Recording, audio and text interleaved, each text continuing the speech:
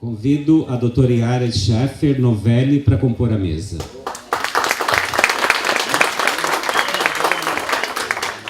A água do lençol freático no deserto é salgada, salobra e bastante salgada. O que nasce com água salobra salgada? Planta de mangue. Então, a grande meta sustentada pelo emir dos Emirados Árabes, na década de 1990, era plantar mangue no deserto. E plantaram mangue no deserto. Quanto custou? Milhas de petrodólares. Muito petrodólar. Deu certo? Deu. Eu vi parcelas de Avicênia grandinhas, já com 3, 4 metros de altura, no meio do deserto. Os camelos muito felizes. Então, é possível, Qual é o custo? Nós vamos chegar à conclusão de que é muito mais econômico conservar o manguezal do que plantar.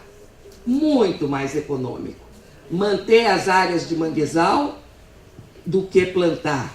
Muitas vezes nós dizemos que o manguezal está degradado. Ele não está degradado. Ele está lá. Como é que eu vou dizer? Esse manguezal está degradado. Vou dizer, ele está lá. Se ele tivesse degradado, ele já teria sido substituído por um outro ecossistema. Então, tem vezes que nós até chamamos, acho que quem cunhou o termo do cajueiro é o Clemente, temos mangue, planta de mangue, que parece um cajueiro, todo retorcido, parece uma planta de cerrado. Ele está lá, e é ele quem pode mais chora menos. Então, é o cajueiro que está lá no mangue, ocupando o lugar. E é aquilo que é otimizando as energias que estão subsidiando aquela área. Então, nós temos que conhecer o ambiente para ver que as expectativas que nós temos coincidam com os objetivos do nosso projeto. Então, os resultados estão sendo satisfatórios? Sim, não. São aquelas caixinhas que vão para um lado e vão para o outro. Quais os ajustes necessários? Esses vão ser necessários durante todo o período que estivermos em campo. Ajustar, adequar, mudar a metodologia, fazer diferente, levar outras espécies, aqui temos 3, ver o adensamento desse plantio, a tal da proteção da insolação, sim, não, abrir mais canais de irrigação. Os canais são retos, o fluxo de água está com muita velocidade, precisamos dar uma quebrada nesse fluxo de água das marés, nós precisamos ser... A altura, a cota do terreno está adequada. Então, tudo isso vai requisitando ajustes de nossa parte durante todo o tempo. Sem falar, eu não sei se vocês viram aqui a minha listinha do lado, eu tenho nuvens, eu tenho chuva, eu tenho sol, terreno adequado, eu tenho a entrada de água pelas ondulações e marés, e isso daqui são meus nutrientes. Então, eu preciso ter essa sequência, essa minha sacolinha de feira junto, para poder seguir pensando na área a ser restaurada. Aí chegamos num momento em que nós... Isso são anos, hein? Isso não é de um dia para o outro, nem de um mês para o outro. Aí chegamos num belo dia que nós estamos felizes e satisfeitos que nossos objetivos estão sendo alcançados. Nós estamos conseguindo ter uma boa viabilidade dos propagos, uma taxa de crescimento adequada. É lógico, se eu estiver no extremo norte do Brasil, eu planto uma risófora e ela é bem sucedida, eu vou ter um indivíduo de 5 metros em 2, 3 anos. Isso lá na Venezuela é assim. Se você parar e olhar, você vê ela crescer. Agora, em Cananéia, a gente leva 5 anos olhando para uma risófora que chega nesse tamanho. Então, tudo isso tem que ser adequado e consciente, né? Por enquanto, eu estou só plantando. E quando eu tenho os objetivos alcançados e conheço como deve ser procedido, como deve ser o procedimento naquele local, naquele tipo de ambiente, eu vou envolver a comunidade. Porque não há pesquisador suficiente com tempo para ficar indo no mangue e voltando, e com a cabeça voltada à adequação ao ambiente. É a comunidade local que vai ter esse sentimento. Ela diz, tudo bem, o seu doutor já diz quais são as espécies ideais, como deve plantar, tudo bem. Mas aí, mais que o seu doutor, é a comunidade que vai entender o que precisa ser feito. Um jeitinho daqui, um jeitinho dali, ficar de olho. O companheiro dele que entrou no mangue já para tirar uma vara, aí ele vai dizer, isso daqui é complicado, meu chapa. Aí nós não podemos ficar tirando vara, espera crescer mais um pouco. Né? Nós já sabemos que a lagunculária rebrota muito, então tirar a vara da lagunculária é menos mal, e às vezes pode ser até uma medida de trabalho dentro de um grande manguezal, tirar a vara da lagunculária, que ela rebrota, mas não vai tirar a vara da risófora, do mangue vermelho, que ele vai morrer. Então, nós já estamos aí com um trabalho com a comunidade, em conjunto com a comunidade.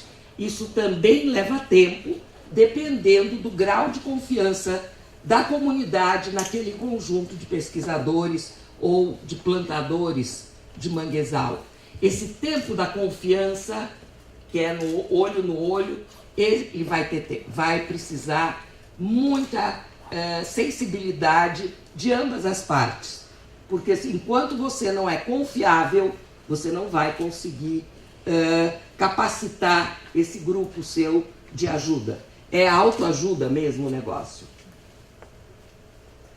E agora eu vou chegar no fim da minha exposição, que é do paisagismo ao ecossistema.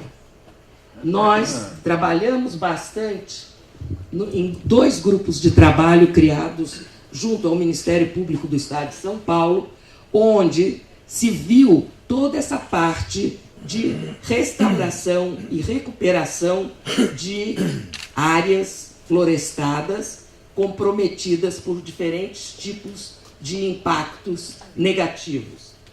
E vimos que não é exclusividade do manguezal, também se aplica à floresta atlântica e mais ainda a cerrado.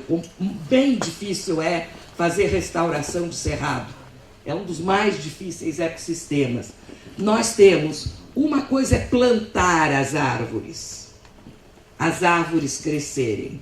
Isso eu estou chamando de paisagismo. Agora, das árvores crescidas ao ecossistema, podem ir de 20 a 50 anos, no caso do manguezal.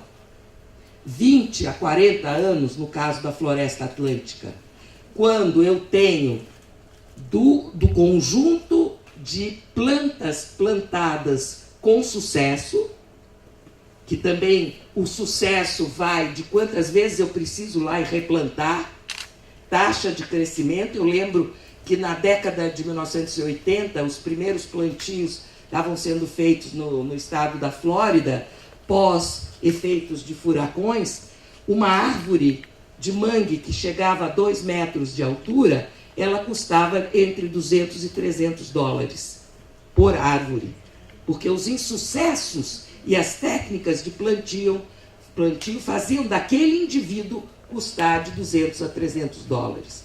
Então nós estamos trabalhando com valores e tempos, escalas bastante grandes, e é o que nós precisamos aqui, então, analisar quando que aquele conjunto de árvores típicas de mangue vai se tornar o ecossistema.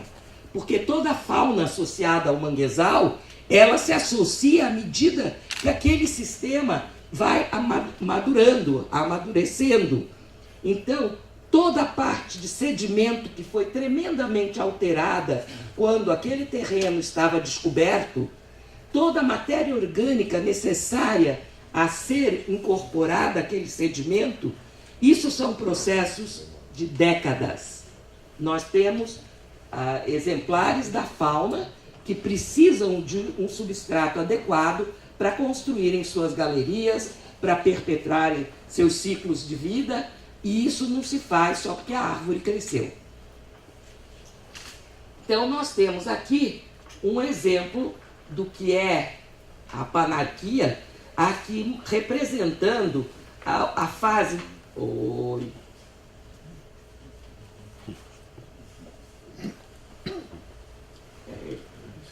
a fase do crescimento, nesse ciclo adaptativo que obedece a essa figura, a essa representação que é a panarquia. Então, nós temos aqui a fase de crescimento, a fase de conservação, que é quando o bosque está maduro e já está no estágio de ecossistema. Quando ocorre alguma quebra, algum tipo de impacto, alguma perturbação que elimina, que prejudica, que impacta negativamente esse bosque que aqui está, nós voltamos para uma etapa em que tudo isso daqui é perdido, toda essa parte que aqui estava, que pode durar 60, 80, 100 anos ou muito mais, quando se perde essa cobertura florestada, se perde o ecossistema em funcionamento e se cai num mundo, num submundo, onde essa madeira, todos esses elementos e toda a fauna associada é perdida. Mônica estava junto quando a gente fez as vistorias do derramamento de óleo lá ao longo do rio Iriri, no canal de Bertioga, quando nós passamos dessa fase com o derramamento de óleo que aconteceu em 1983, nós perdemos toda a cobertura vegetal, primeiro as folhas, depois os galhos finos, os galhos grossos, os troncos, e durante todo esse período nós não podíamos entrar no manguezal, porque os troncos cairiam na nossa cabeça. Nós não caíram porque nós não entramos. Quando aquilo tudo terminou, não tinha mais cobertura vegetal, era uma mistura de lama com óleo, extremamente mal cheiroso e muito difícil de se andar naquela área. Absolutamente difícil. Muitos anos se passaram quando começou a aparecer uma lagunculária aqui, outra lá longe, com todo o dossel, a copa, elas tinham essa altura, não tinha uma folha normal. Todas as folhas mal formadas. E assim, durante vários anos, mais e mais lagunculárias surgiram. Qual era o bosque inicial? Pura risófora. O bosque inicial que levou o óleo era um bosque de puro mangue vermelho. Quando, após essa fase, o que foi que começou aqui, reorganizando o terreno e começando a aparecer os primeiros exemplares, lagunculária. Lagunculária jamais chegou na quantidade de área basal que esse grupo chegou. E hoje em dia, as lagunculárias que equivalem a paliteiros, que era uma do lado da outra, troncos fininhos, fininhos, fininhos, uma densidade altíssima, natural, hoje em dia estão todos morrendo. Todos com morte apical e todos morrendo, e a gente não sabe, porque ainda tem óleo no terreno. Se eu com o amostrador, tirando testemunho, a 80 centímetros de profundidade, eu tiro uma amostra de sedimento e o óleo brota. Ainda hoje, 33 anos depois do evento. Então, o tensor continua lá. O tensor como limitador continua lá. Com essa morte desse segundo grupo que dominou a paisagem, nunca chegou à mesma quantidade de área basal, mas eles estão agora cedendo espaço e nós não sabemos exatamente o que é que vai acontecer nesse espaço desse estudo de caso que nós monitoramos desde 83 até hoje. E aqui nós temos o nosso ambiente que começa a ser restaurado. E isso daqui, depois de 20, 30 anos, nós temos a nossa arvorezinha aqui, que é o exemplo de como estávamos, aí nós estamos vendo agora o nosso ambiente recuperado, nosso ambiente saudável. É possível chegar lá, mas é bem mais econômico não deixar ser alterado. E aqui eu agradeço a vocês pela atenção. Obrigado.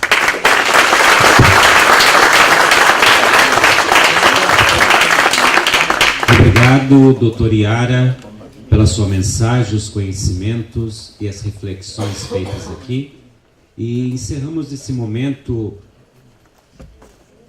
Perdoe-me. Há alguma pergunta no auditório a ser feita, doutora? Por gentileza. Doutora, por favor, querida, faça.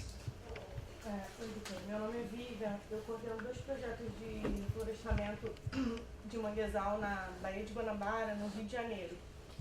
Um dos 2 são na Ilha do Governador, um no Jequiá, na Orla Sul, e um na Orla Norte. Na Orla Sul, no Jequiá, a gente tem um caso de mortandade massiva. E pelo caso que a senhora falou, a gente teve um desastre no início da década de 70, ali no depósito de combustível da Shell, que existe bem próximo ali aonde tem o manguezal. E a senhora acha que isso pode estar causando essa mortandade massiva? Na verdade, é a segunda vez que ela acontece. Ela já aconteceu em 2002 e está acontecendo agora novamente.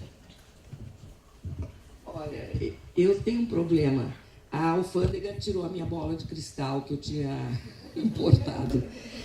Não dá para saber assim, a distância, não dá. Nós do manguezal somos que nem aquele médico à moda antiga que tem que apalpar. Não adianta mandar para o laboratório e vem uma série de análises e você diz, não, o senhor está com a espinhela caída. Não está. Então, é preciso ter análises de sedimento, ver tudo. Não dá para eu dizer. A duras penas nós monitoramos essa área específica, porque ela é muito emblemática para nós lá em São Paulo. Ter tido esse derramamento naquele ambiente. Então, e tínhamos dados anteriores. Essa foi uma coisa muito importante para nós. Havia dados de estrutura daqueles bosques anteriores ao derramamento. Então, nessa área do Jequiá, você precisa, ou com as comunidades que estão próximas, ver se tem, eu não sei se a água que lava com as marés, os peixes, qual é a resposta em termos de cardumes de peixes, em termos de caranguejos, em termos da comunidade associada, da fauna associada a esse manguezal, as aves se fazem ninhos, não? Quer dizer, você tem muitos indicativos para trabalhar no conjunto e ver que tipo de resposta você tem daquele lugar. Por que durante tantos anos consegue formar uma nova floresta e depois uma nova mortandade? A floresta é das mesmas espécies? É da espécie original? Sim, não, quanto desenvolve... Não dá. Assim, mas é uma hipótese a ser levantada. Testada. Não levantada, testada. Tá bom? Por favor, fique à vontade. Professora, bom dia. É um prazer ter essa oportunidade imensa de estar atenta às suas colocações, são fantásticas. Uma pergunta que nos faz, assim, que nós estamos em Ubatuba. Hoje nós temos aí o Guaiamu, né, na beira da extinção. E a gente sabe que Ubatuba ainda é uma cidade que ainda tem muito Guaiamu. Por nós aqui do litoral norte de São Paulo, não ter o hábito tanto de comer o Guaiamu como caranguejo. E nessas andanças da senhora ao longo do Brasil, ao longo de outros países também, a senhora tem encontrado muito o Guaiamu? O que a senhora tem sentido aí na questão do Guaiamu em si? Que é essa espécie que está à beira da extinção também. O negócio de extinção é para sempre, né? Aí pode ser que ele está sendo...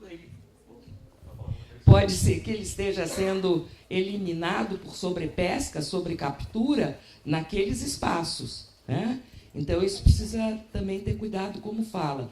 Temos todos os efeitos daquele caranguejo letárgico, quando eles são atingidos por efluentes de castnocultura, principalmente no Nordeste. Temos esses efeitos também do caranguejo letárgico no Espírito Santo, sendo verificado. Agora, o fato de ser Ubatuba, nós estamos em Ubatuba, o que está acontecendo? Um adensamento populacional, a parte urbana, apertando os manguezais de uma forma muito grande, né? Então, a gente não sabe exatamente, teria que consultar os especialistas os os CIDs. Aí lá em São Paulo tem o professor Marcelo, nós temos vários especialistas em UCIDs, que pode dizer o tamanho da área ideal para você ter essas populações de UCIDs. Então, pode, né, a gente sabe que a onça exige uma área enorme para ela poder completar seu ciclo de vida e tudo. Então, tem que ter uma área mínima. Eu não sei se tem que ter uma área mínima para os UCIDs. Eles precisam ter uma área para trás que garanta completar o seu ciclo de vida com as mudas. Então, nós não sabemos se lá em Ubatuba, nessas áreas que você está falando, se as mudas estão sendo efetivadas. Então, é por aí. Quer dizer, aí é um estudo da população dentro daquela arquitetura de manguezal. Muito bem. A questão da extinção é que o ano passado, quando a gente pesquisou tudo, né, Santiago pode falar até bem disso, havia, né, do IBAMA a vontade já de levar o goiabu como na lista de espécies ameaçadas. Tanto que esse ano a gente achava que ele já ia entrar, mas não entrou. Então, é o que a gente tem ouvido muito. Lá ameaçado como... ou em... tem um termo que é um pouco menos... Vulnerável dependendo do segmento de costa. Temos segmentos de costa onde essa vulnerabilidade é quase já ameaça. Certo. Mas temos em outros locais a vulnerabilidade. E podem ser fatores antrópicos e podem também, a gente tem que dar abertura de que possam ser alterações do ciclo hidrológico, alguma coisa, tipo de algum tipo de impacto que esteja atuando. Eu sei que óleo atua dentro do hepatopâncreas. Eles têm problema de consolidar a carapaça, eu ia dizer a casca, entre aspas, a carapaça após a muda. Então, eles ficam muito vulneráveis à predação. Então, tem que estudar e não dá para exportar esse tipo de dados. Cada lugar é um lugar, cada manguezal é um manguezal. Certo. E como eu tenho aqui gente do litoral norte de São Paulo, quero dizer que essa é uma vicênia do Araçá. Olha, que linda, hein? Enorme, essa é uma vicênia do Araçá. Tá bom? Fantástico. Que bom, estamos familiarizados, estamos em casa, né? Obrigado, professora. Encerramos nesse momento a solenidade de abertura do seminário de reflorestamento de manguezais. E caso haja mais algumas perguntas, a equipe, a staff está com umas fichas, vocês podem preencher com essas perguntas, tá bem? Então, nesse momento, eu dou por encerrado esse primeiro bloco e convido a todos...